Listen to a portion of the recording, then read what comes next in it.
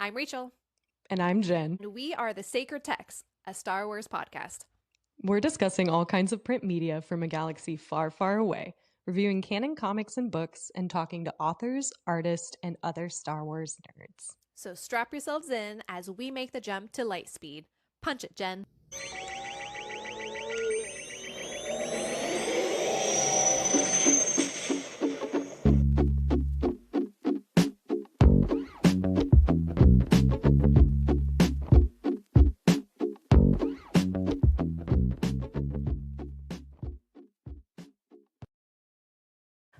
Hello. Hi, hello.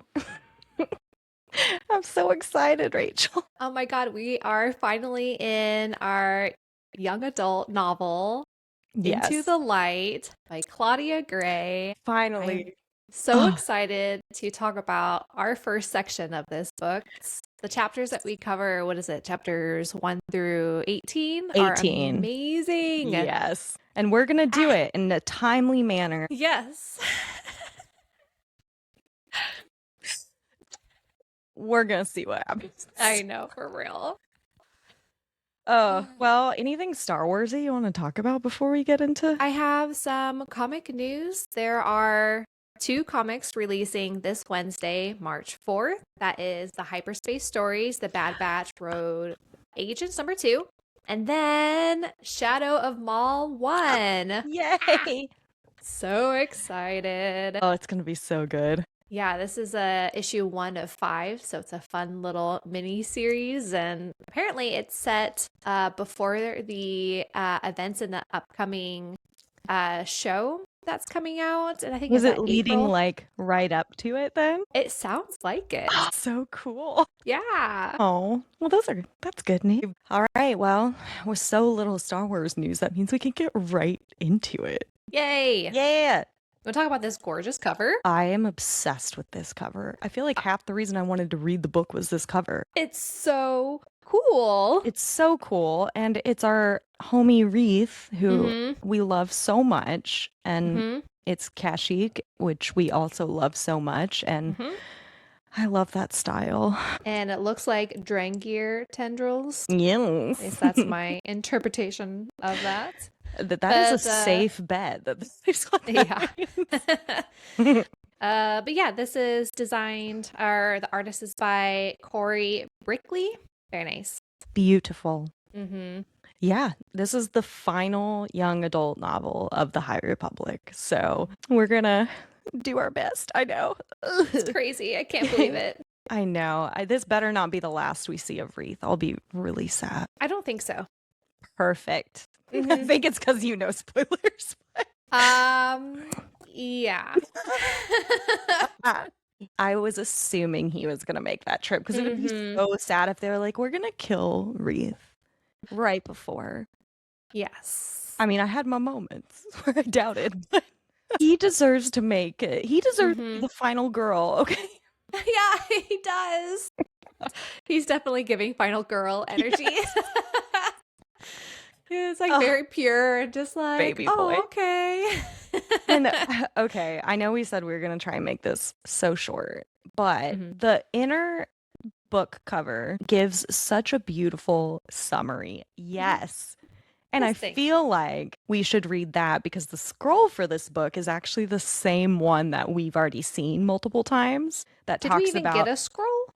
Yes, there is a scroll, but it's the same one that we've seen where it talks about what's going on in the galaxy. And so I was like, instead of that, what if we read that little thing instead? That's a great idea. It's very long. Do you want to splitsies? Sure. Lovely. The mysterious sickness known as the blight continues to ravage worlds across the Republic. Jedi Knight Reath Silas and a team of scientists work frantically to find a cure, all too aware that time may be running out. Then word comes that the blight has been discovered on the Wookiee homeworld of Kashyyyk, accompanied by people he can trust, such as his former master Cormac Vitus, young scientist Avon Starros, and the crew of the vessel, as well as some he cannot, such as the Nile spy Nan, I can't pronounce that one either, and the dark side user Azlin Rell. Reath sets out for Kashyyyk to try to set the blight at bay. But the blight is not the only danger that has invaded the Wookiee planet. The carnivorous plant species called the Dringir have traveled to Kashyyyk for reasons unknown, even to themselves, with a nefarious Nihil scientist pulling the strings. Beset on all sides, Reath and his team will be tested to their limits as they fight to save the peaceful planet. And the secret to saving it may lie within the very heart of Kashyyyk itself. Bum, bum, bum. I know. And I love the words that accompany that says what flourishes in darkness can be defeated only by bringing it into the light. We all need this right now. So it's so true. Right? So yeah, we talked about the scroll for this one talks about all those different things that are going on in the galaxy. And this particular segment, right, is mainly focused on the blight, on this disease that essentially consumes whole planets, people, plants, animals, everything. Buildings. Whatever Those it can cats get. that are dropped into the blight by Markion Stop, Rowe will not forgotten forget about him. that finally. No. Weeks of therapy ruined, Rachel. Well, and I like that this all kind of ended up on Reath, even though I think it's a lot, because Reath Silas is a huge nerd. Let's be so for real. Oh, 100%. So much time in the archives. He loves learning. And so it he doesn't just like going on makes adventures. Sense. He doesn't. And so they were like, what if you were forced to go on adventures to go touch a plague? Does that sound interesting to you? And to figure out how it works and how it's connected to the nameless and all the things. Yeah, since this all happened, Reath has gone on this complete journey within himself, really, of going from I just want to be in the archives learning to I need to take what I've learned and put it into action for the sake of everyone, really. So he's had to not grow. I mean, I don't mean he was immature, but he has had to grow up in that sense and understand that he's capable of more than he thinks. So I agree. Love this journey for them. Me too. But yeah, so the blight is definitely on Coruscant, and they are running out of time, right? Yeah. So they need to find a cure they have right these now. Meditative like Jedi that are concentrating on keeping the blight at bay, but honestly, that is a not foolproof method. It like slows it down a little bit, but not to the point where it will never continue to spread. And it's not like these Jedi can forever just be doing this, right? Oh, for sure. And they're eventually going to tire themselves out. Yeah. And they can only swap seas with so many people that actually have this ability to like meditate that deeply that they can hold this plague at bay. That's not something that you can just bring in a youngling and be like, go for it, Billy. You know the council will try. Of course they'll try. They'll be like, let's promote little 5-year-old Amy or something up tonight. We'll just skip a couple phases and she can go meditate down in the Sith. Totally fine. Sith temple. It's fine. God. But all of this takes us right into chapter 1. And we're on planet, I'm so curious how you pronounce this, Enad? That's how I pronounced it. Great. And we learn a little history about this planet and its people, right? About how a time came where they wanted to earn some money because money comes for us all. But they didn't want to ruin their environment with an industrial revolution like we did. Fair. So they used their moon instead. They were like, what if we destroyed an ecosystem we aren't actually living on? Which is almost worse. Because like this poor moon is just demolished and it sounds like a terrible place to live. They call it the little Coruscant, but it's just the worst version of it. It's like dirty and dusty and all things refineries and mines and stuff. Yeah. Ugh. Ew. But of course, that is where the blight is going to go, is this disgusting, dirty, dusty moon. And then the moon's name is Enad Komesh. And they didn't know what it was at first. And like buildings were collapsing and the waterways dried up. And they're like, what's happening? And it wasn't until the comms tower goes down that they're finally like, oh, here it is. That's the blight. But I mean, at that point, they've got people that work on the moon. They like commute to their moon. Yes. And they've got people stuck there who can now not call for help. That's terrifying. I know. I feel Somehow like they do call for help though, right? Because it's somehow not they do. just them. I have a feeling someone was like, why isn't my significant other home from work? Mm-hmm. It's been a while. And then 2 days later, they're like, I don't want to be blamed for killing them, even though it's always the spouse. And so they did some investigating. And we're like, no one ever made it back from the moon. What's going on here? So somehow it got to Reath and the Jedi. Something was going on. It did.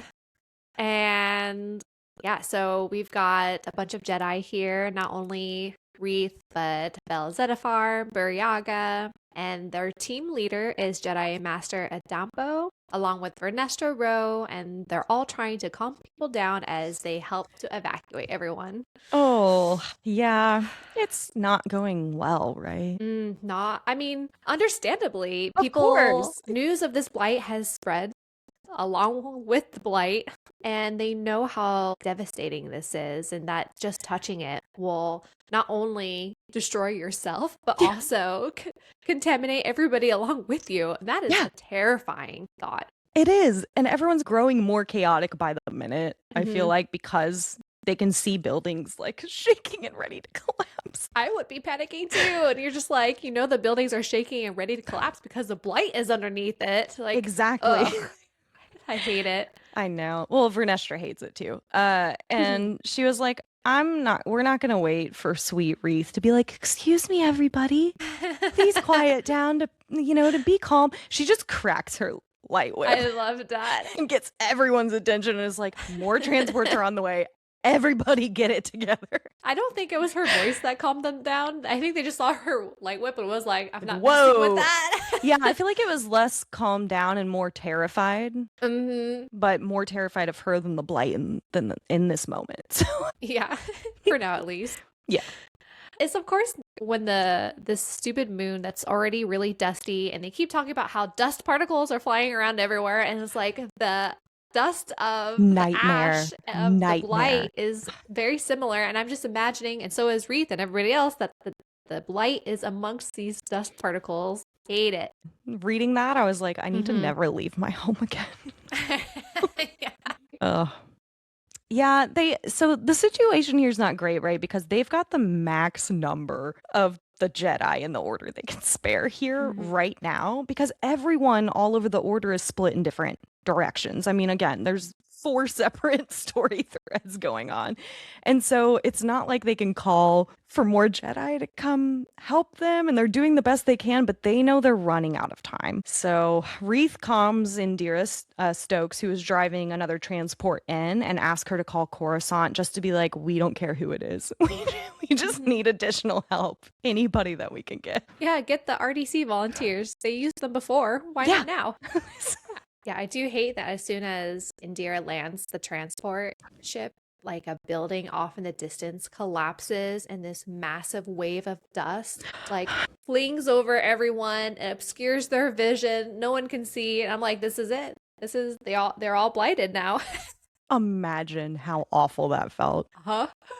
And they just have to pretend it's fine. Like, can you do that? I can't do that. I've never been able to pretend things are fine in my entire life. Yeah, this sounds terrifying. But I was excited to see that Des Ryden was here. Yes. He is amazing. That's the Jedi Knight and friend of our good, lovely Reath. And prior in Into the Dark, he interacted with the dark side on the Maxine station and like was really tainted by what happened there and like connected to the Drengir and all that he took the Barash vow and was gone for the past 3 years or so, but he's back and ready to help people. Imagine coming back to this. I would just be like, no thanks, I'm gonna return. Yeah, actually I'm gonna go back to my little vow of totally. But I mean, they can't even enjoy this reunion, right? Because as excited as Reath is to see him, the tower closest to them, right by this entire group of people trying to evacuate is doing a little dance and swaying in the wind, so to speak. So they know that any moment now things are gonna happen, and sure enough it does. It starts falling towards them. Yikes. Yeah. What an intense first chapter. I know. I was like, oh my God, my heart. Yeah. Oh, well. Yeah. Yeah. Chapter 2. We're doing it. Yeah, I guess all of the Jedi turn as one to use the Force, and they are able to guide the building to not collapse on all the people and the transport vehicles, and they gently guide it to fall on some other building nearby. Yay! Good job, guys. I know, but not good job because they're like, oh, where's Master Dampo? It's not funny. I'm sorry. Girl, no, Where is he? I put LOL on my notes because I was not expecting this next part, and it was so dark that it made me laugh because I was like, what? Yeah. Reath goes to find him, and he was crushed. His head is gone. I had to reread it 3 times because I was like, did they legit just decapitate a Jedi, basically? And the answer is not complete decapitation, but his head got crushed so badly that he basically had no head at all. I was like, chapter 2? I know. Like, we're in chapter 2, Rachel. And poor Reath is just staring at this Jedi Master, just like, what the heck? And he can't pick up this Jedi and carry it with him, you know? What's he supposed to do? Put his face bits into a bunch of jars? Oh like, my God, I know. There's nothing to be done here. Oh, yeah, having to accept not only is another Jedi Master dead, but you have to leave them there. That's gotta be rough. So rough. I was surprised he didn't pick up his lightsaber. Same. I feel like that's pretty common to grab the lightsaber and at least the Kyber crystal and bring it back to the Kyber arch, but that didn't happen. The heck, Reath? I know. Maybe Reath was more shocked than he realizes. In fairness, he just saw a Master Jedi with no head, so that's fair, I think, to be a little, Yeah. But yeah, that was a surprise, to be sure, and not a welcome. I know. But thankfully, just in time, they get the last of the survivors onto the transport. Sorry, Master Dumbo. You're going down with the ship.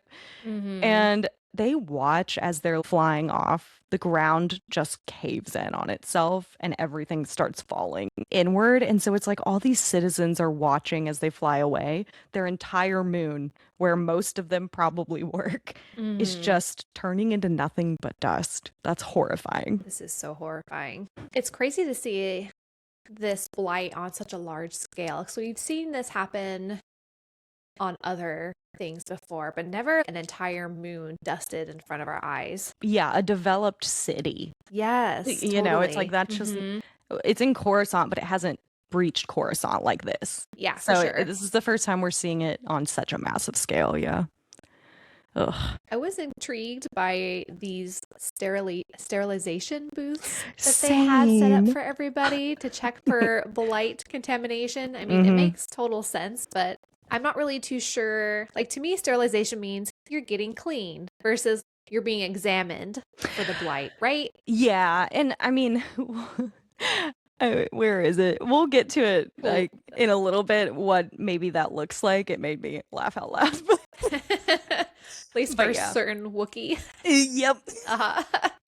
So yeah, they all just have to stand in line and be like, hope they don't find the blight on me. I don't know which is worse now, seeing your homeland turn to dust or being waiting in covered line in to dust. see that if you are. It's like trying to look for a tick or something on your body after going on a fun hike. Yes, but imagine you find the tick and then the tick eats the ship you're on. And yeah. I hate that. Oh God, I don't like that at all. They're not the only ones that watch the planet crumble though, right? Nope. Who else Apparently is watching? Dr. Campa is watching as well. Yeah. Yep. What did you think about her enthusiasm for the blighted moon? I think she has lost her marbles. I mean, I think she lost it a while back, but there's a lot going on in the Nihil right now, and everyone's who was already a little crazy has gotten even crazier. And it's Yeah. because that whole Nihil structure is almost falling apart for a lot of reasons. And so you've got all these crazies running around who are kind of self-operating now. Instead of just waiting to hear what Markion tells them to do, they're kind of doing their own stuff for the most part. But this was interesting because she does call Markion and tell him that his trial of a cure for the blight appears to have failed. And his reaction made me laugh. I'm like, oh no, I canceled that experiment weeks ago. What are you talking about? It's like, this guy. Oh, and for the worst reason. He was like, I don't want the evacuees to see that the moon survives and then give the Republic false hope. Too many witnesses. It also made me laugh in a triggered way because I feel most women can relate to this situation that ends up unfolding between them. Because Mkampa had previously suggested that they try the cure on an uninhabited asteroid. And Markion was like, no, I want to test it on a planet with all this other life on it and buildings and technology. And now he's like, well, I'd actually decided not to do that. And I was like, I was so triggered. I was too. I was like, I bet he's going to take credit later. I bet he's going to take credit for all of her ideas. Yep. If they succeed and if they fail, it'll be her fault. Of course. So she does agree, though. She's like, let's try an abandoned planet instead. And you can tell she's seething with rage. She's like, I just wasted all this time where we could have just done what I suggested in the first place. But it's fine.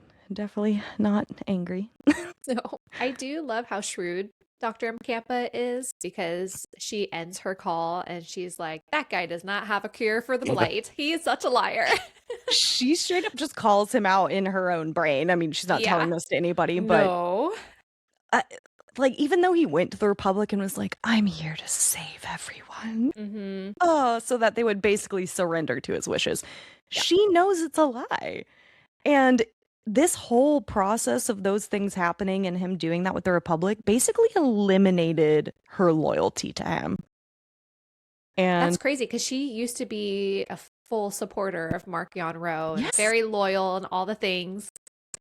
And it's interesting that all these supporters are slowly going away from Markion Ro. Yep. But then the wildest thing happens here. I was not expecting this at all, and I'm very excited. She goes down into a vault in her ship that only she can get into. And we all know there's always good things in those. And she's going to look at something she found deep in ruins a year prior while she was searching for a test site. What does she have? She finds a Sith holocron. Oh my gosh, I'm so excited. Where did you find this? What are you going to do with it? I gotta know. I just love that she was like, I'm keeping this. She knew. She saw that and was like, this seems important. Yeah. It's so crazy. It's another crazy chapter for different reasons. All right. Well, chapter 3. I like that we immediately go into more people disenfranchised by Markion. Literally what I wrote is like, Starros is also fed up with Markion Ro. Yeah. And this is, well, not only his Minister of Information, which is, in her mind at least, a really big title. She's also his sometimes lover. She should be the most, like, infatuated with him, so to speak, and she is absolutely not. No, but I feel like she's been over Markion Ro ever since the storm wall went up. Yep. Well, because she's seen him just gradually care less and less about any organizational structure at all.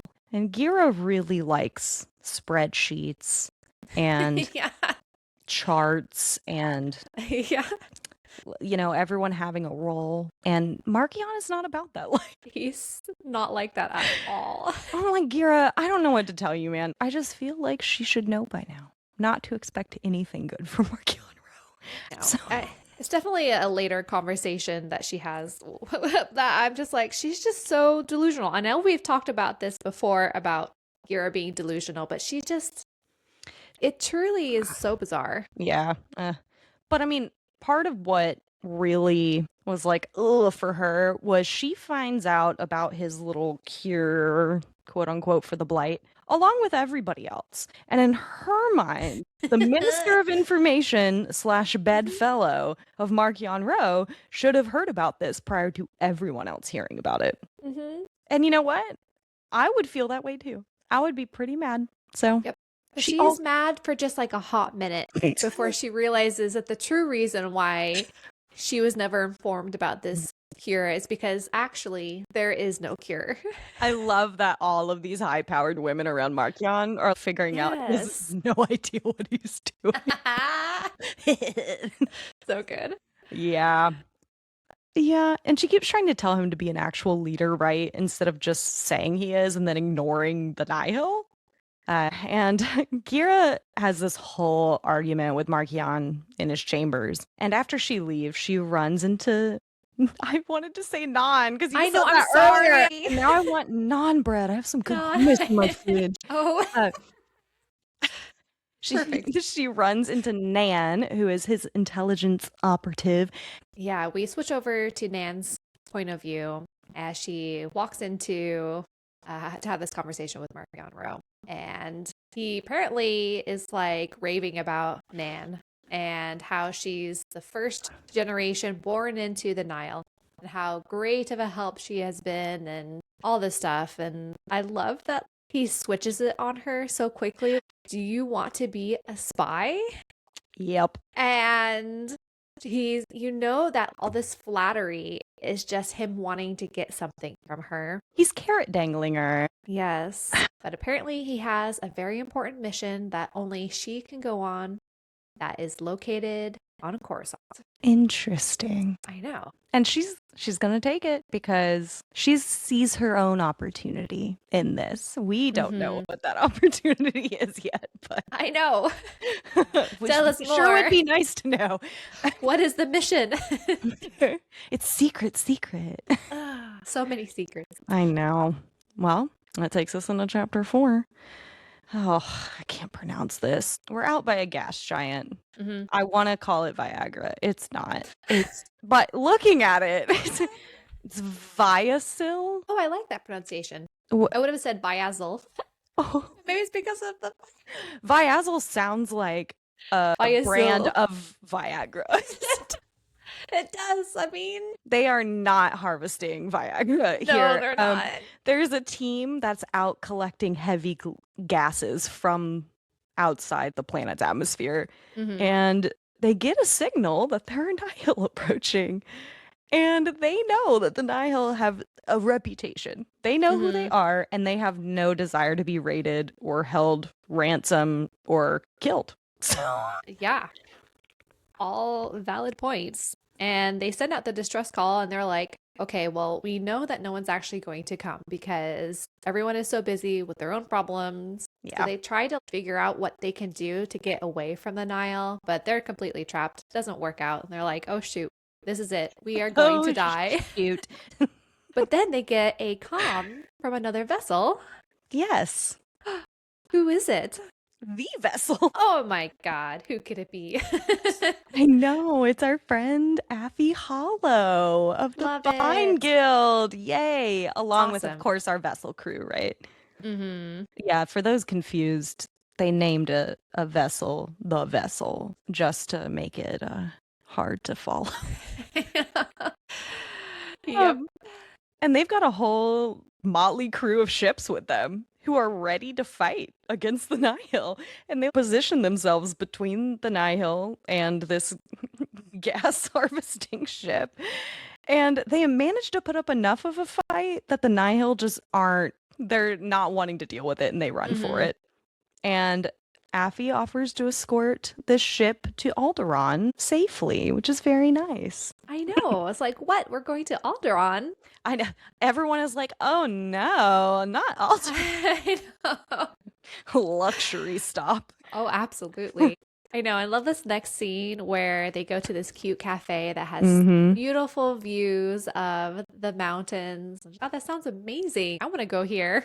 I do too, but I couldn't stop laughing about Geode because they're all sitting there for the point of meeting with the captain of this gas ship, harvesting ship, because they're essentially going to try and what is it called? Sales pitch. Them Recruit joining, recruit, Yeah. thank you, for the Bind Guild. Geode, however, is just staring at the mountains. He's transfixed by them because he's also a rock. Oh, he's a Ventian, okay? No, he's not. That's actually super offensive that I just said that. I'm sorry. Don't tell Geode I called him a rock. But that made me laugh so hard. They just add those little things into these books that just give you a moment of reprieve from the decapitations. It's true. I just it seems like Affy and Leox, the pilot, have a nice little planned out speech or spiel they do now where Affy starts it out like, here's what the Bind Guild does. And then Leox takes over.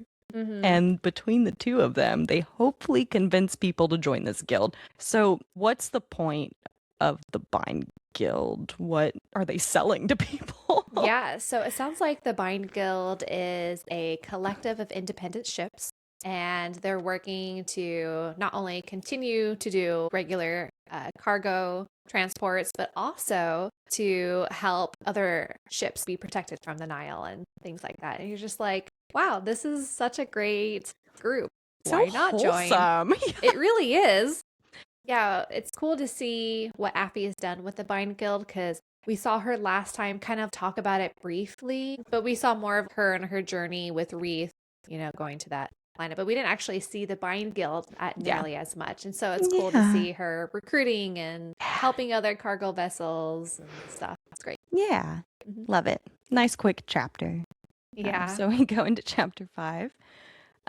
So thankfully, first off, we find out that nobody that survived the disaster on Enad Komesh tested positive for the blight. Great. So they are being transported down to Enad proper, all the survivors are, and then the Jedi are making their way back to Coruscant. So they're each kind of processing what happened in their own way, and it's a lot, but... It is. Especially for Reath and Buryaga, who are taking their final sterilization showers, and they're apparently they have to vacuum the heck out of Buryaga because he has all that fur. So Buryaga's getting cavity searched over here, and it's like he's over it. Yeah. But yeah, everyone is thinking about their experience with Enad and how they watched this poor moon completely dissolve to dust, and everyone really is struggling. We have Indira Stokes, who had her own experience with the Nameless and is watching this blighted moon and can't help but think about her own experience with the Nameless. And though it was really interesting how Vernestra seemed to be the only one completely unfazed. Yeah. And the only thing I could think of was her little adventure with the bird people and sleeping and relaxing in nests. So chill. She's so chill now. This is why you need to take breaks. Exactly. Because she's just meditating while everyone else is having war flashbacks. So true. This part also cracked me up with Dez. Dez is like, why don't the Jedi have any protocol for welcoming people back from the Barrage Vow? Just throw them into the thick of things and they say, look, you've got to be fine now, right? I guess. And they put him in the worst thing ever. I know. I figured we should do a quick reminder what the Barrage Vow is, right? So it's a commitment to communion with the Force only. So Jedi taking this vow back away from the duties of the Jedi Order and enter into this connection with the Force, and they basically forego other functions. So he's been completely out of reality, basically just communing with the Force, and then he gets thrown onto this planet with a bunch of Jedi. A Jedi dies. People are panicking. There's possibly blighted dust everywhere, and he had there was no transition from I'm silently breathing my own oxygen for years and this. It's too much. They need to have something put together so it's not quite as much of a shock. Yeah, I agree. I did love that Des stress eats. He's like, I'm going to help myself to some Mary Ellen porridge. Same, Des. Same. That actually sounds really good. Porridge sounds amazing. Even though he's shell-shocked, it is nice that him and Reath get to catch up, right? Mm-hmm. Because they were both Padawans under the same master at different times.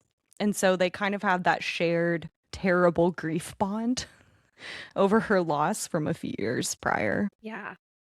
And poor Reath is feeling like he's never had a chance to really mourn her death Yeah. or the death of any of the Jedi Yeah. recently because they've just been one thing after the other after the other. Yeah. And barely is able to take a breath for their own personal mental health, let alone to acknowledge the fact that they've lost so many Jedi. But yeah, they kind of take this moment to catch up with one another. Des talks about his Barash vow experience, and Reath talks about the Rod of Ages and how they can use it to control the Nameless, which is pretty awesome.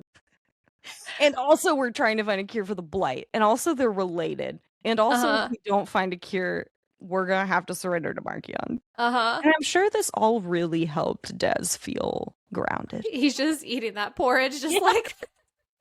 Oh my goodness. Oh. Yeah, we move over to Dr. Mcampa, who is working in her arboretum of all places. What is she tending to? Baby Dringir. Oh, how precious. I know, they are our fave people-eating carnivorous sentient plant species. But what is she doing? Also that. Yeah, the experimentation that she does where she shines some weird light on the Drengir and they go into like a feeding frenzy of some sort and like one lashes out and like cuts her. I don't quite understand that. It'd help if we had access to her paper, but you gotta have like an institutional sign-in to get Do you to think it's peer edited or peer reviewed? Oh, absolutely not. Yeah, right? The only peer review she needs is in her own brain. She gets a call from Gira. Oh no, I hated this conversation. I also hated it. She wants updates on the testing of cures, and it becomes really obvious that Markion hasn't told her anything about changing testing sites or any of his decisions that he's made recently. And it's just so awkward. They both know that she's out of the loop. Yeah, and it doesn't help too that Dr. Mcampa is like, hey, I'm gonna mess with Gira about this and like not tell her anything. She's like, oh, well, if you're Markion Rowe's trusted advisor, then you must know all of the new details and basically like, okay, bye. I don't have anything to tell you. Nope. And she's busy making plans of her own with these Dringir. She doesn't care about Gira or what she's doing. Ugh. I do love that when we move over to chapter 6, we go to Avon Starros and you're like, yay! Yay! She's not having a good time though. She is trying to go to school. She's at this fancy Galactic Academy of Sciences. Oh, sounds so fun. It does. But apparently it's really boring and all of her professors are dumb. Oh, yeah. She's a little too smart. And her professors are getting annoyed with her because she's trying to do what they consider too much or different things than they want to do. She's questioning their methods, which is not something a professor wants to hear. No, he's like, you need credentials before you can talk to me like this. She's so sure though that they're looking in the wrong place to understand the blight and how to cure it. So she's just frustrated because she's trying to redirect the focus to what she thinks makes more sense. And they're like, no.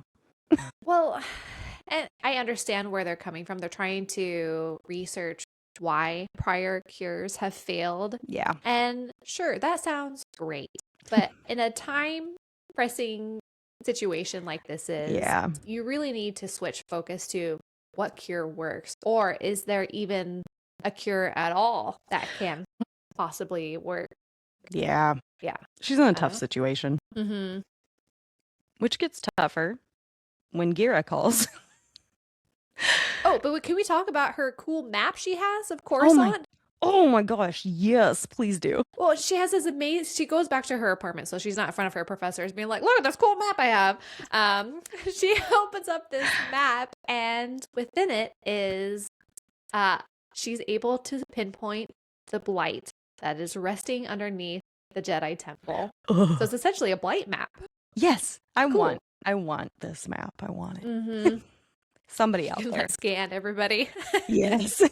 But yeah, this mother-daughter relationship is not great. I mean, and the entire conversation has to do with why it's not super great, which Gira, I don't know if she genuinely cares or not. Maybe she does. She's not the best mom ever, but she is concerned that Avon's disloyalty to Markion, as she calls it, aka running away to the Republic and kind of joining them and helping them out against Markion, she's concerned that that's going to end up with her getting killed by Markion, which is not a crazy thing to think. Mm-hmm. Do you think she's genuinely concerned about Avon as a person, or do you think she's concerned about her reputation, Gira's reputation? I think Gira is genuinely concerned for her daughter because she acknowledges that she is unable to protect Avon from Markion and his wrath. And I feel like she's concerned that if Avon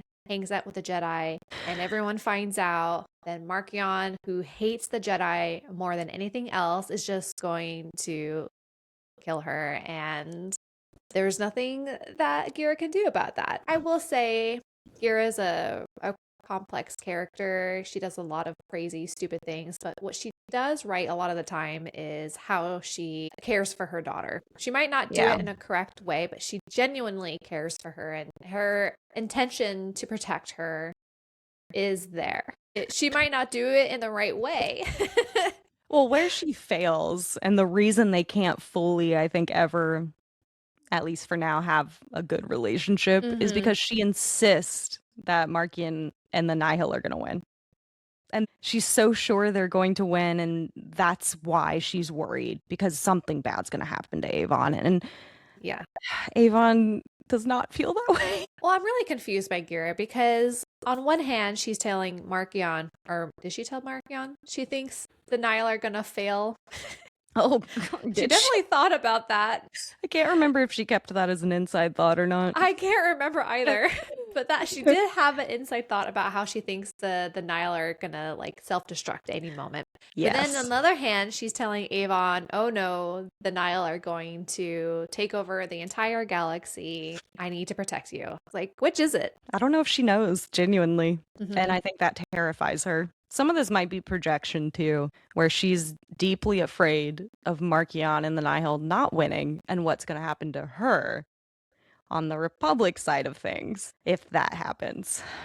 So, I mean, she's not going to get murdered on live television, which is what Ro would probably do. So, and Avon points that out. She's just like, Markion is so much worse, and I feel like every chance Gira gets, she defends Markion and the Nihil and says that all of this murder spree and madness is worth it to have eventually like control over the entire galaxy, and then it will be calm and controlled and beautiful. What? It's just she has to think that, or everything she's done up until this point was for nothing. It's true. Yeah, she's got herself into that bind, right, of like, you can't get out of it now. You're stuck where you're at, and it is what it is. I do like, though, after they're done talking, Avon does sit there and think about these possible realities where she gets killed or whatever, and then she's like, wait, why am I in my head Markion Ro win before the battle is even over? And she's trying not to let that get into her head because she doesn't want to have that mindset. Meanwhile, Dr. M. Campa is staring at the Sith holocron. What? As you do. I know. Apparently, she hasn't used it yet. She's determined to do her research first, but apparently she can't research it on the current squall spider she's sitting on. What is it called? The Firestorm? Fire. There's the word fire in it. That ship. Firebird? I know. It was like Fireheart. I don't know. Fire destroyer. Anyways, I wrote it down somewhere, but it's Markion's ship. So I think she's so paranoid, and rightfully so, that Markion has eyes everywhere. And if she researches the Sith holocron, then he's going to know about it and take it from her. And she doesn't want that. So instead, she wants to make a plan to get her own ship and her own crew and study it then. She also created some type of emitter that what she is can this emitter? I know that she can use with the holocron. What does that mean? Well, and the worst part is she whispers to it, "Let them awaken." I Who is don't being like that. awakened? I know. No. Mm-mm.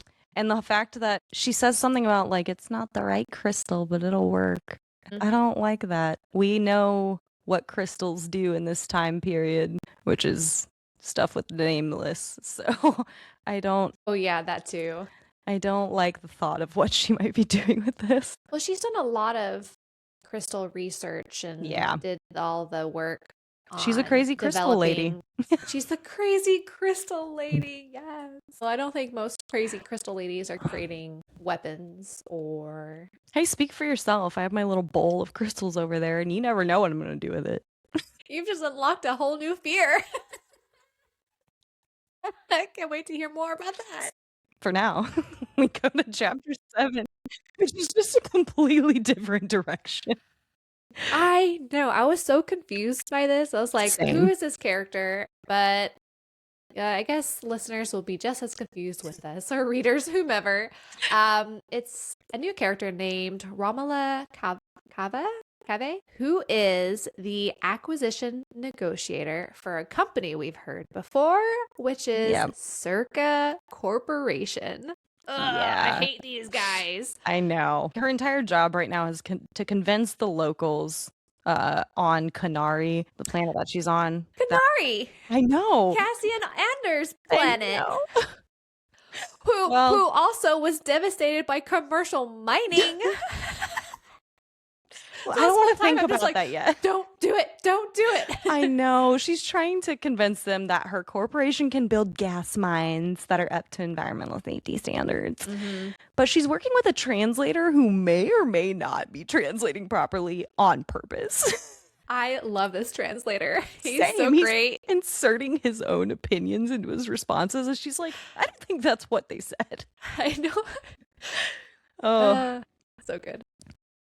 I guess the Republic also does the same kind of work, and they may or may not have better standards usually. And they've already visited this planet and made an offer. So that they have accepted. Yeah. Which also sucks too, because we know how that turns out. So whoops. Yay. Well, and you know what? None of this matters, does it? It doesn't. Because they hear a loud rustling noise coming from the beautiful trees, and it's coming closer. And quickly. Mm-hmm. Yeah, there's definitely Dringir here. Whoopsie. And they're pretty hungry. And I love that the Canary people are like, we're going to fight for our planet. We're going to do this. And the translator... With their spears, which we know is going to do absolutely nothing. All these people are going to die. And the translator and negotiator are slowly backing away. As the Dringir break through the Canary people, and the last thing that negotiator hears is a Dringir screaming meat before it eats her. Wow. This next scene, I loved it. I too, but it was such a tone shift. It was. Remember that time that a lady and a bunch of people just got eaten? What happens next, Rachel? Well, the Dringir are like, that was a nice snack, and they go lie in the sun to photosynthesize, because they still photosynthesize. Apparently, it's like having dessert. They're so cute. They are. They had a hot dog, and now they're laying on the beach eating ice cream. This is so wholesome sounding until you think about it too hard. I know. So the Dringir were supposed to have a truce with the Jedi, right? And I mean, they gave them this nice ship, and we're like, here you go, whatever. The Great Progenitor, 2 seconds later into this truce, was like, nah, bruh, we should follow our appetites again. And I know.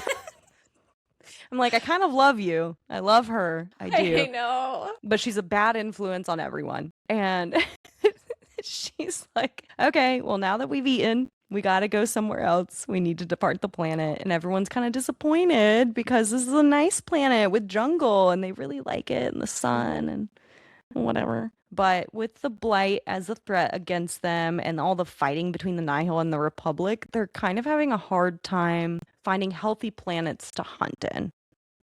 And so she's got a destination in mind for them, right? Yes. She wants to go to Kashyyyk. Oh no, full of green and meat. I know. It's Don't such like an that. interesting choice. There's so many forested planets and moons. So I know, Kashyyyk but is the one that keeps popping up in her mind, and she's just like, I just gotta go. it's a weird pull that I'm Mm-hmm. sure we'll find out why. But Mm-hmm. also, Wookiees are pretty large. That's a lot of meat. It's true. Oh no. Oh no. Oh no. But harder to consume than like a tiny human? Ew, imagine the hairball. Oh, that's a good point. Mm-hmm. On that really good point. I know. We're going into chapter 8, right? Yeah. We are with Chancellor Lena So is sending a broadcast out that she hopes will go to the entire galaxy, even through the storm wall, to reach everyone within the occlusion zone. I don't really like this speech she gives.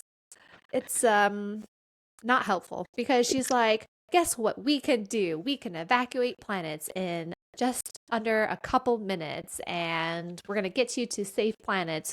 And she doesn't even mention what planets they're going to because she knows that these aren't nice planets that could, in theory, take all of these evacuees. No, they're No. going to piece of crap planets that don't Are have many people desperate. there. Yes, they're very desperate. Yeah.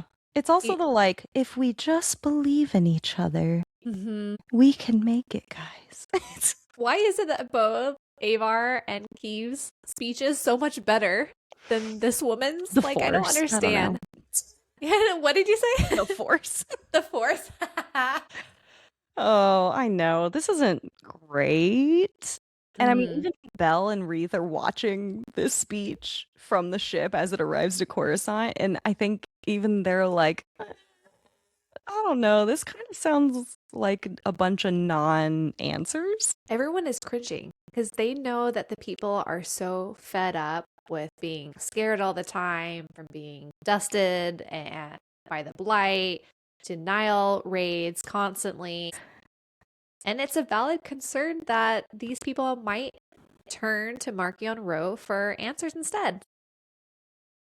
Oh, once they land, Reath heads to the temple and runs into his old master, now friend, Comac Vitus. And they have restored their relationship after the whole fracturing of things after Comac ran away. But he's back now, and they've come to a place of forgiveness, even if it's still a little awkward sometimes. It seems very awkward. It seems more awkward in this book than the last one. But they're working through it.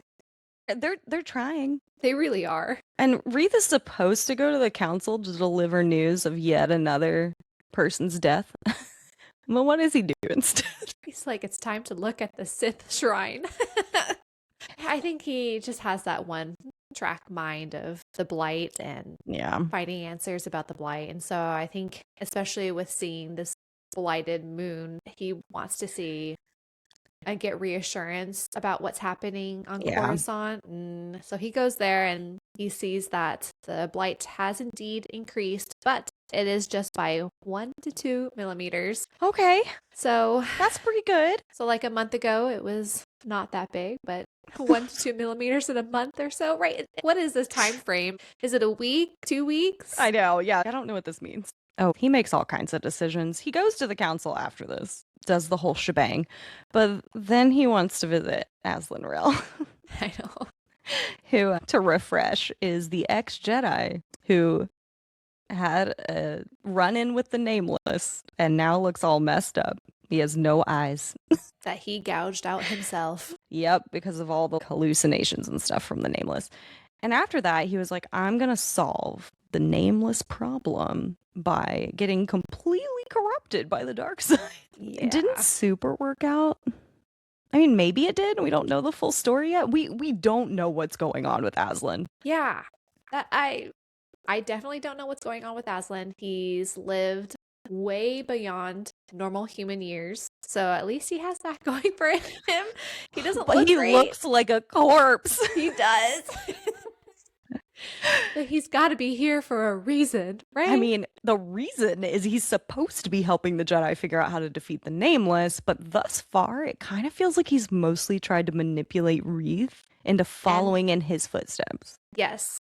Convince Reath to follow in his footsteps, but also convince the Jedi to do awful things. Yeah. He wants to, I think, justify his fault to the dark by proving that it can do something good, but I don't know why he thinks the Jedi would ever go for that. I don't know. Yeah, Comac is very concerned about Reath and Azlin's relationship, and he tries to warn Reath about this and even go as far as to say he shouldn't go and visit with Azlin. And Reath's response is to turn to Comac and say, "Hey, I'm telling you, I am not asking for permission," and he just takes off to go chat with Azlin. This is the 50th time Reath has heard this. It's so true. And he knows he's not stupid. Reath knows that this is a dangerous person, but he can't help but seek out the knowledge Azlin has because that's who he is. He needs to find out whatever he can find out, and especially about the Nameless and the Blight or a cure. He thinks this is all connected. And if Azlin can help him get to his answer, he's okay with that risk of him being a dangerous person. Yeah. So Baron Bulin is in a cell also. Yes. I wonder why Reath doesn't go talk to him. It's going to be chapter 19.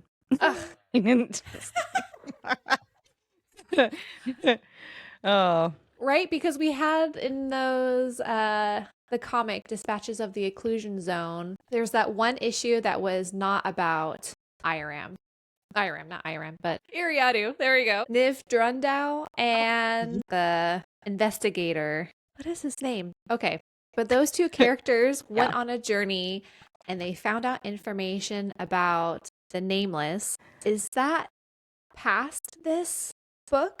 I can't figure out the timeline. I know. I felt like it was so important to the Nameless research. And I was like, I can't wait for return to it. No, we haven't.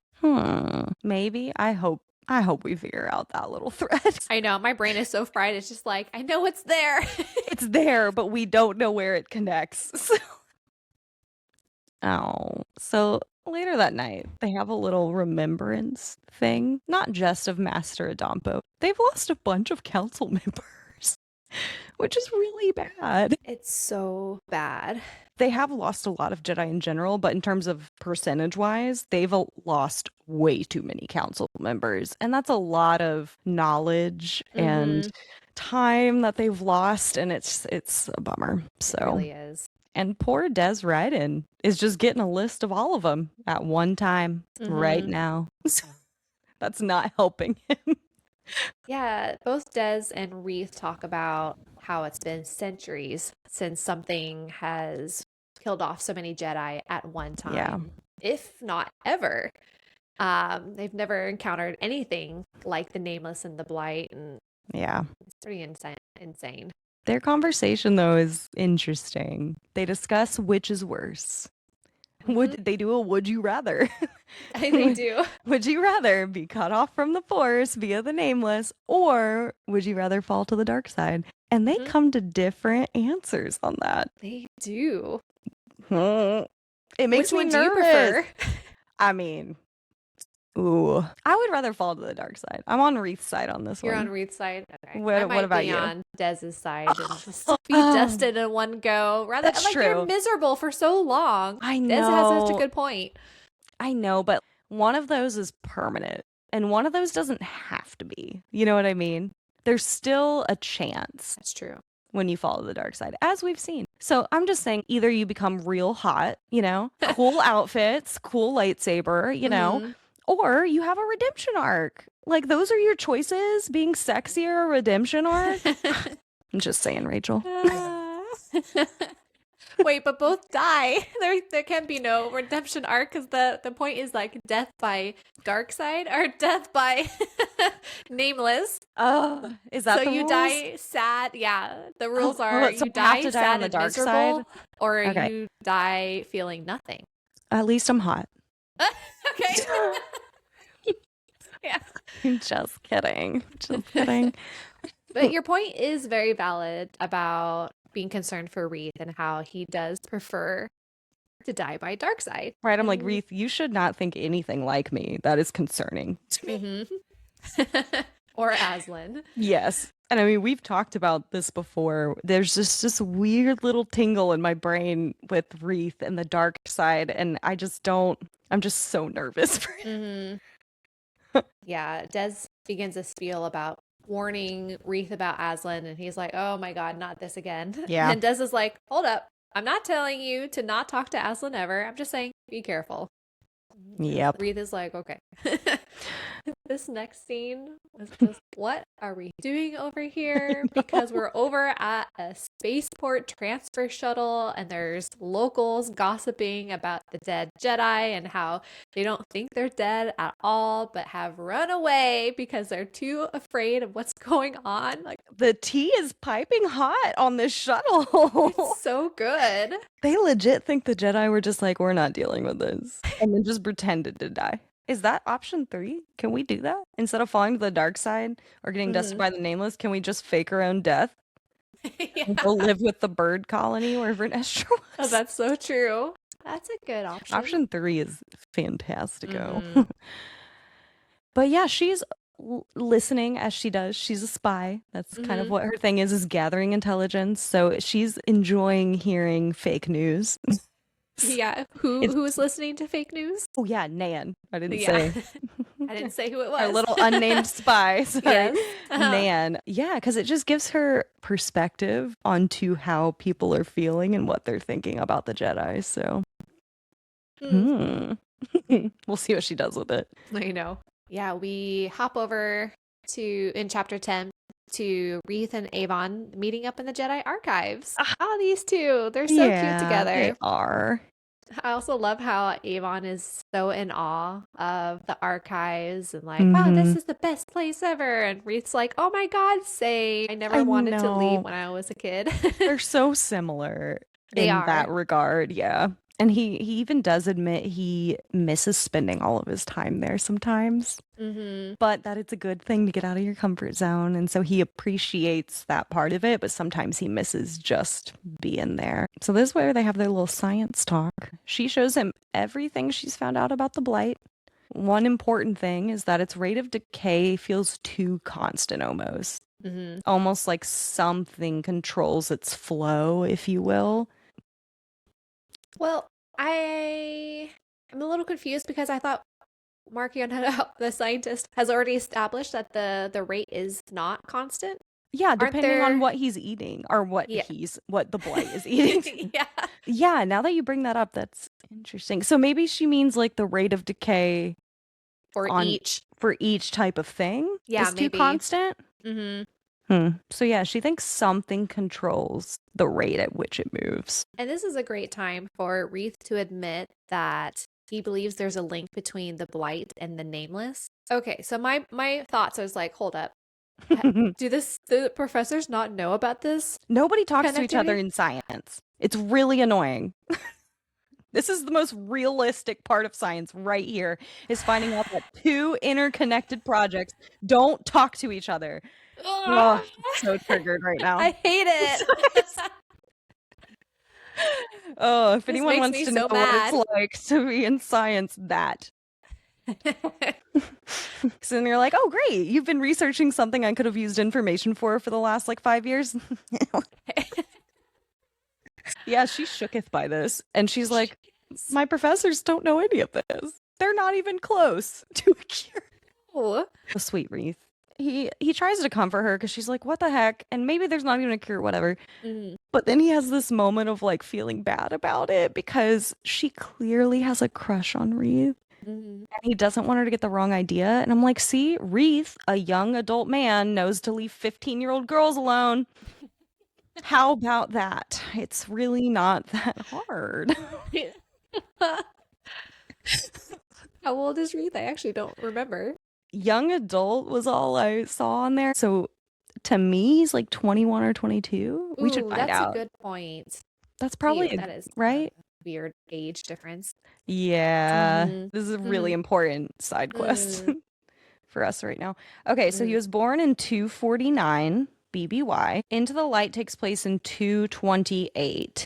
So he is 21, right?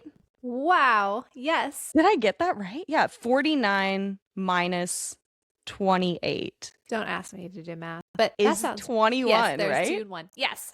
Oh, yes, I knew it. He just gave me that 21-year-old energy. But he ends up leaving her to the archives to do her own research, which is great because she's very, very smart. And I have a feeling she'll find something that maybe he just hasn't thought about yet. So, Did he tell her about the Rod of Ages? This also makes me mad. or they just didn't include it in here for the sake of time. Or the fact that, like, the blight has existed alongside the nameless. Like, Yeah, I feel like this conversation could have been longer. But I think I'm just struggling with who knows what and I when know and we need where. a chart. We do. Speaking of knowing things, we Yeah. find out that Nan has entered Coruscant officially because getting through customs was very easy. All she had to tell them was that she was visiting a friend. Guys, this is not a normal time. There is a whole occupied zone happening. There's plagues. There's nameless. They need some retraining on their customs agents. Oh, this next little section. I guess meanwhile on Kashyyyk, they're living their best lives. There's no nameless. There's no Nile. They're just enjoying their wonderful party of planting day. Planting day sounds wonderful. It does.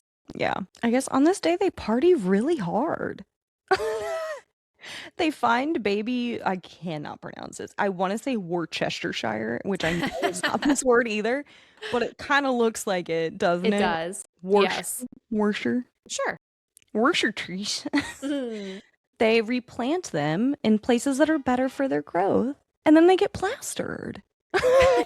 And this year they were prepping the kegs, like legitimately prepping the kegs, and they hear a cry of alarm that interrupts the preparation. I already know. They rush. Did you know? I did know what this was going to be because we knew that the blight was going to be on Kashyyyk. See, I right? thought it was going to be the name, or not the name, but the drain gear. And I was like, "Oop, this is not a drain gear." We would have heard meat, you know? They would have been like, meat. Like, there's some crazy plant shouting meat. Who is shouting meat right now? Yeah. They find a matriarch who has found one of the saplings all shriveled and dead. It's turning to ash, and also the ground all around it. And they already know. I don't know how they know, but they know it's the blight. Wow. No, not Kashyyyk. I know, not beautiful Kashyyyk. All right, well, this takes us to chapter 11.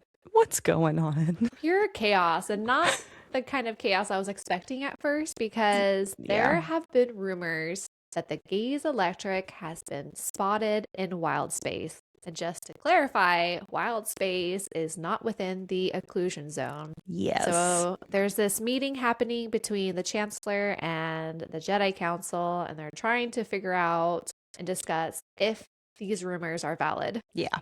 But it brings up so many questions, like why would Markion allow himself to be spotted on camera? He thinks through things a lot. Why would he do that right now? But then Bella's like, well, he's overconfident. That's his major flaw, besides genocide.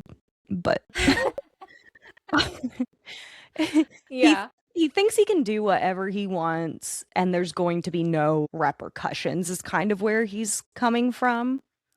And because of that, they think that possibly he might make a mistake because he's overconfident, and they need to be there for that. I'm a little worried because Markion Rowe, while he is overconfident, he's also very intentional with every action. Intentional. Intentional is a great word for that. Yeah. How much he loves chaos, it's all intentional chaos.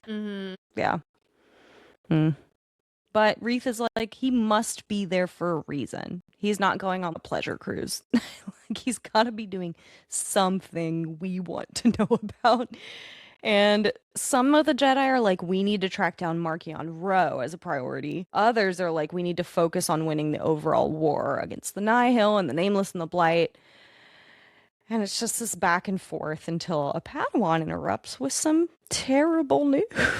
Yeah, they like start shouting how there's a blight on Kashyyyk. Just like, oh no, not another one. I know, this feels like America right now. Every day you wake up You and know you're what? like, Yes. what fresh set of BS is available for us this morning? Like, creepily enough, Nan is watching the Jedi Also Council put meeting. the word creep on. Yeah, no. Apparently, she's using these goggles, and she doesn't look out of place because these goggles are high fashion now, and everyone's like, "Oh, I'd love to wear them," but allows her to see everything and everyone, in this meeting, including Reath. She's like, "Oh my god, there he is," and like, "Wow, he's so much older." Oh, we do get some more information about what she's doing on Coruscant. And the answer to that is she's looking for the Sith shrine because that's where she believes the blight is. How? Oh, how does she find out all this stuff? I think that's Markion Ro told her, right? He must have. Yeah. She did say she got some private info about the Jedi from R.I.P. Master Loden Greatstorm before he was killed. Ooh, that's right. So I wonder if that was part of that. So Loden told... Well, I don't think Loden told Nan anything, but Nan found out that Loden mentioned there's a Sith shrine underneath the Jedi Temple, and then correlating the blight and the dark side again. Yeah, I could see her putting that together that way. Yeah. Yeah, so she heads down to the lower levels of Coruscant. She walks into a cantina where she orders some mineral water from Palkris Major, and she asks the bartender where can she find someone to source her some equipment. She doesn't specify what equipment it is, but it's obvious she's looking for weapons. Yep. Weapons dealer.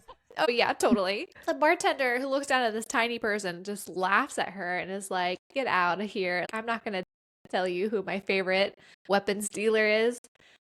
And this next thing that she does is just like, what? She slams a vibro blade down, and she doesn't actually stab him. It like goes and through his sleeve or something. Yes. But the counter is made out of some sort of material that is essentially electrocuting him. Yes, that's it. Yeah. Anyways, so bartender's like, okay. Just I'll kidding. tell you, the weapons dealer. Get out of here. Oh. Well, next day, Jedi Council has decided they're going to investigate reports of Markion Ro's presence on the Rhysai, wherever that is. And they're going to send out a party to investigate that. And they also need to send a team to Kashyyyk to help with the blight situation. So now you've got the Jedi basically volunteering for which team they want to be a part of. And some of these votes were not surprising, and some of them were. Like, I knew Reath was going to go to Kashyyyk. That just makes sense to me. Yes. And I knew Buryaga was also going to go to Kashyyyk. Yes. Disappointed but not surprised by Bell's choice in that he prefers to go after Markion Ro. I was hoping he would stick by Buryaga to go to Kashyyyk, but Bell has that like desire to go after Markion. I know. He's had that for quite a while. Yeah. But given the fact that they know the Wookiees are never going to evacuate Kashyyyk, that's what kind of gave me the clue that Reath was going to go there. Because he wants to, instead of convincing them to evacuate, he wants to cure the blight or find a way to stop it. And then they don't have to leave. He's so hopeful that the blight can be defeated. And yeah, so they do approve him going, and awesome. Yeah, it's great. I wrote down the ship name this time. It's Firebringer. The word we didn't guess. No, none of all of the fire words we said a lot of fire words. Firebringer was not one of them. Anyways, it's Dr. Campa. She arrives at Kashyyyk. Yeah, she's super happy because she gets this warning sign that says blight No unauthorized access. Go away. She's like, great, it's here. Except when she sees how close the blight is to what she's come to find, she gets a little paranoid that Markion knows what she's doing. And he purposefully, like, planted the blight nearby her object. I'm like, paranoid much? Well, but also this goes back to how so many people think Markion is the one planting the blight around. Yeah, that he's just a little fairy, like, Uh-huh. sprinkling little blight seeds everywhere. And she must not have gotten the memo that blight arises, is that the word? Appears near dark side things. Yeah. Again, no one talks to each other. I know. But she is encouraged when she gets to the surface and sees all the green still intact, and she's like, okay, I have some time. Not a lot of time, but she has some time. We still don't know what she's searching for, though. Rude. All right, chapter 12. We get a really sad reminder that Wookiees are not like other Jedi who have little to no memory of their life before the Order, because by the time Wookiees come to the Jedi Order, they're like 30, 40, 50 years old, because to them that's still a child. So it's not old, but that means they have all these decades of memories of their early life, and they still feel bonded to the trees and the forest of their homeworld, and as such, Wookiees are allowed to visit Kashyyyk from time to time. So it's a very different situation than most Jedi. It is. And I don't understand why. Yeah. Because I do agree that Wookiee Jedi should go back to Kashyyyk. Totally valid. But I also feel like in the same breath can say any other sentient being that's a Jedi can also go and say hello to their family. Like, right? Not like long periods of time, as they mentioned before, but just like short little visits, like, hi, how are you? I know, it seems weird they only allow this, but all this to say, it's to highlight how distressed Jedi Burryaga, who is obviously a Wookiee, is over about this news, because they have such this connection that remains between them and Kashyyyk. And he's already packed and ready to go when Reath finds him to let him know they're not leaving for a day or two until some intelligence is done.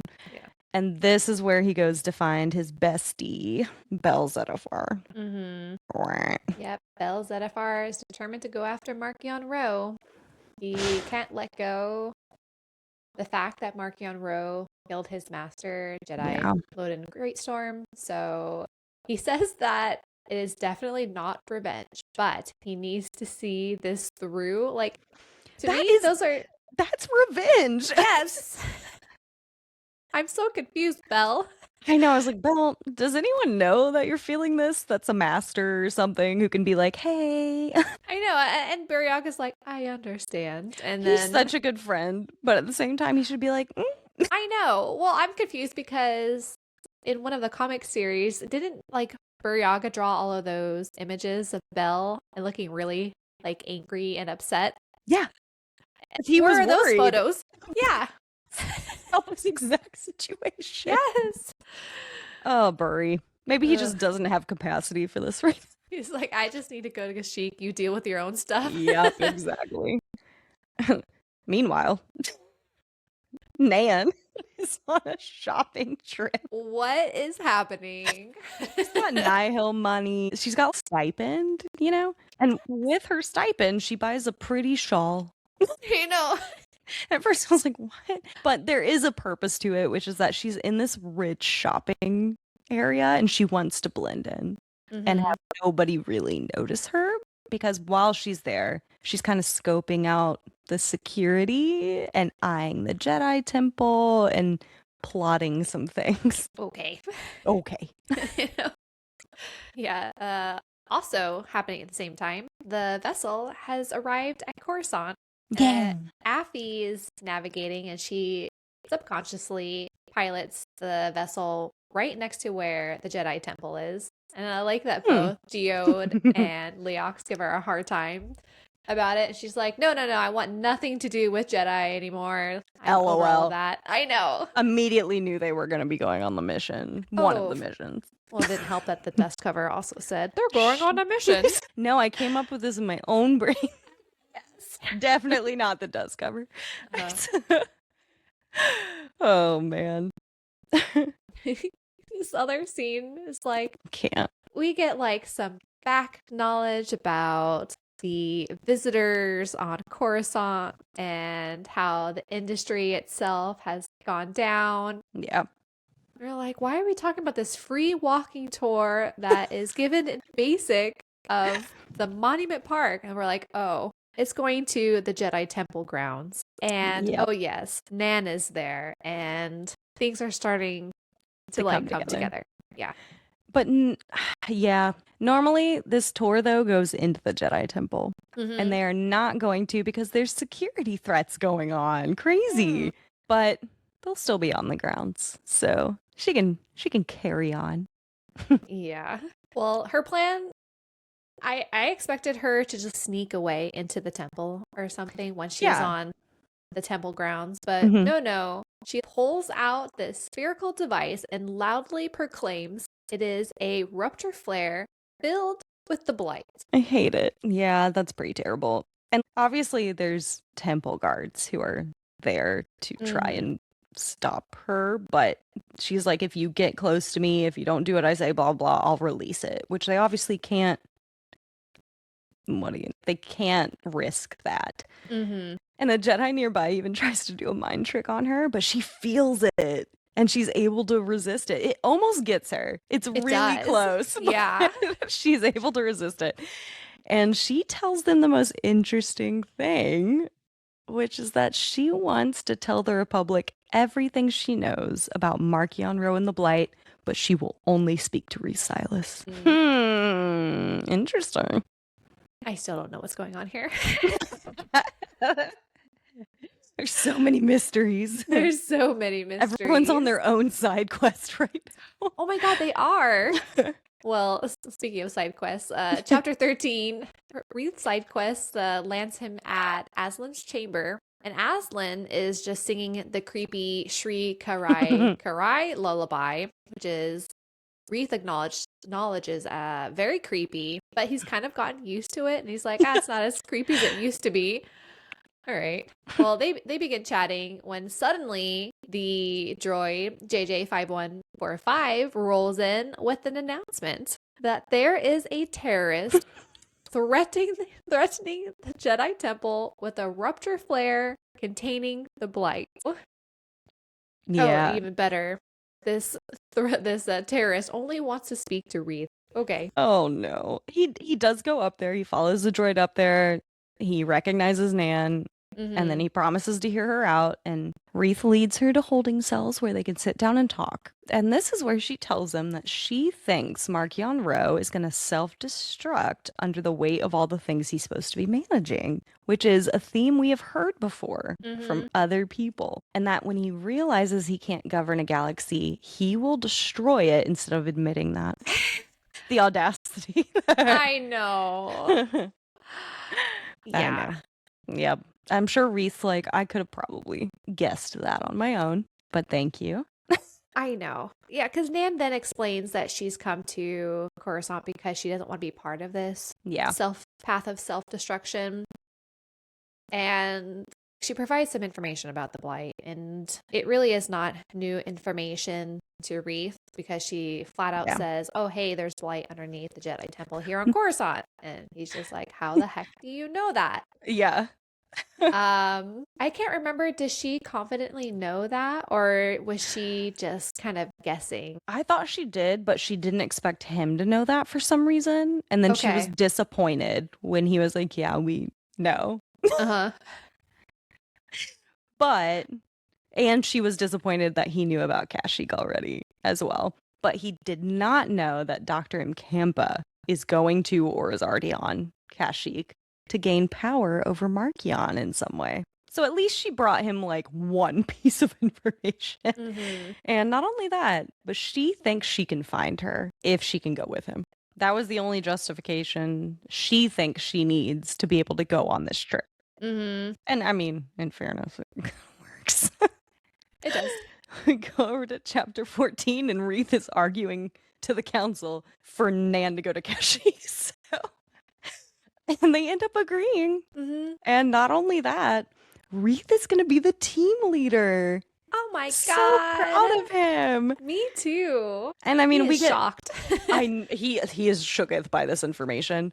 And later we find out who his whole team is, and it's a really nice team, right? Yes, we've got Buryaga, Kelnaka, and Des Ryden, Comac Vitus, I can never pronounce that, Amadeo, Azazo, Avon Starros, an entire Jedi meditation team.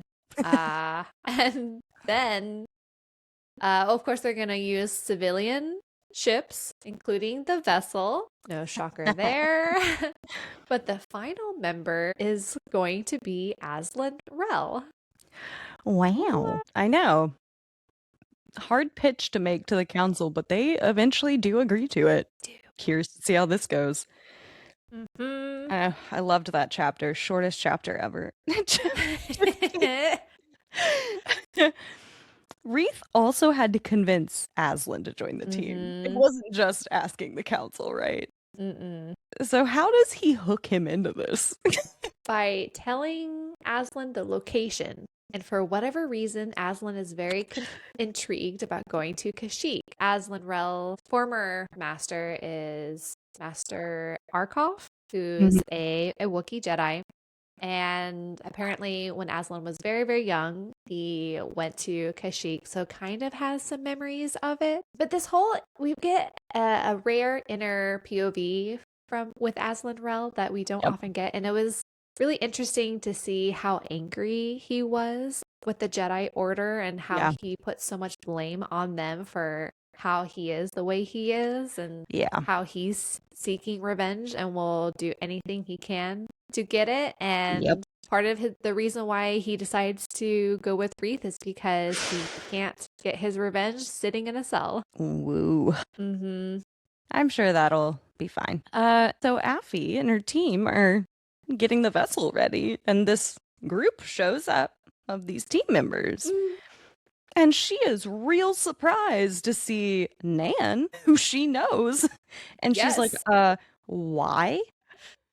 But Reath talks her off the ledge about this. But then her surprise gets even bigger when the eyeballless corpse he has a mask that he wears normally, and he chose not to wear it. He's such a weirdo. Everything's fine. As Affy's like, why did I agree to this? Yup. Oh, all right. Chapter 16 is another new introduction to new characters. We meet Marlon Glay, which is a green-skinned Nikto, also Cloud Leader, and she's leading her crew to a planet, Bowery Minor, where she's going to raid some Republic warehouses. And they're super excited, but they get down to the planet, and there's no security, there's no one there, and they open up the warehouse, and sure enough, it is filled with light. Later, she's at a bar telling this story about how they got the heck out of there. And she's wondering why Marchion Ro didn't tell them he targeted a place that they were planned to raid. And then they all talk crap about Marchion Ro and how tired they are of him. There it is. Yes. Oh, the seeds of dissent are being sowed. I know, it's funny how both sides, the civilians, so to speak, are fed up with their leaders. You've got the Republic people that are like, Lena So, and then the Nihil that are like, Marchion Ro. This next scene where we have the vessel traveling in hyperspace towards Kashyyyk is really interesting. Yeah. Because Reath asks Affy to keep the lights low and makes the excuse of everyone needs to go take a nap so that they don't get hyperspace lag. But really, he's trying to prevent people from fighting amongst each other. Yeah. And at first, I was like, well, it's really not that bad. Like, why would people fight amongst each other? But then I forgot about Azlin Rell. I guess Azlin is so entrenched within the dark side that it impacts everyone around him and makes them more fearful and combative. And it's bad vibes. It is. I love that Affy's like, why'd you bring him then? Ugh. And he gives the most Reath answer ever. What is it? He believes Azlin may not be fully lost to the dark side. Bleeding heart. And his own experience with the Nameless did give him a lot of empathy and understanding for Azlin, and he just feels like he deserves a chance. Sweet angel. Sweet angel. Sweet angel. I love that Abby's like, Reath has such a good heart, but that Idiot. good heart better not kill me or my ship. Oh man. All right. Chapter 17. Whew, we're nearing the end. We're so close. We're so close. The vessel lands on Kashyyyk, and it's obviously a big deal for Buryaga and Kelnaka, feeling and reflecting on, you know, how they're able to retain an attachment to their home. And they're greeted by the leader of the local clans, which is Pruzala. I love it. It's so good. And they want to speak to Reath immediately. And we find out the Jedi meditation team actually arrived ahead of them. And they're the ones who actually want to speak to Reath. So she's going to take them down to the meditation team. I don't think I realized this is how you get to the forest floor on Kashyyyk. Yeah, you don't land the ship there. Or even take, like, I don't know, like upstairs? A transport elevator, whatever you call them. Even a rickety ladder. There's like little cutouts in the tree. And these are huge trees. Climbing down, but they have the force. Most of them have the force. Oh, that's right. Poor Avon. I know. And they don't even bother with Nan and Azlin. They're staying on the vessel. Yeah, they meet up with this Jedi Master who informs them that there is something else here, not just the blight, that is deeply steeped within the dark side. She can't say what it is. Only that it is sleeping, and if they were to awaken it, they would not be able to hold it back. What is it? I think we need a history of Kashyyyk. What is this? Obviously, I felt really dumb. I was like, did I completely miss a major point about Kashyyyk? But then I didn't want to look it up because I didn't want to spoil it. I know, same. And I have vague memories of playing Jedi Fallen Order. You go to Kashyyyk, and I remember running from something that tries to eat you. That's pretty big, but there's so many things that try to eat you on Kashyyyk that are kind of big. There's spiders, and so I really don't know. Yeah, we'll find out, hopefully. But Avon has little special tools to collect the blight. So that she I was so stressed by this. I don't like that. I'm like, she's holding it with tongs or something. I don't like it. But until it consumes the tube eventually, at which point she'll have to like toss it back to the pile. But while she's collecting that sample, she finds a small piece of metal that doesn't belong to their group. Nope. Whoops. She's like, oh, this looks kind of like Nile machinery, and assumes that it must be from Dr. Mkampa. Yes, it's a great assumption. Another crew is making their way to Kashyyyk that I forgot about. Oh, yeah. Really cranky Miss Natural Sunlight and our ravenously hungry friends of the Drangir. But don't worry, they're going to be on Kashyyyk very soon, and they will begin hunting immediately. Oh no. All right. Well, with that, we're going into it. Final chapter. We made it. Chapter 18. I'm so proud of us right now. I know. We go to Nan's POV, and her and Azlin have been taken from the vessel and put into cells in the Wookiee village. And being who she is, she overhears a conversation on purpose between Avon and Reath, where she tells him about that instrument she found. And so Nan takes the opportunity to be like, hey, just a reminder. You brought me here to help with Dr. Mkampa. Sounds like you're talking about her.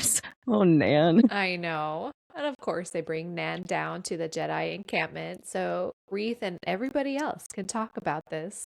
And Nan admits that she doesn't know specifically where Dr. Mkampa is, but she knows what sort of spot that Dr. Mkampa would use, and they obviously won't be able to figure that out on their own, so they have to use Nan's help. Absolutely. No one buys her excuse of just wanting to help out of the goodness of her heart.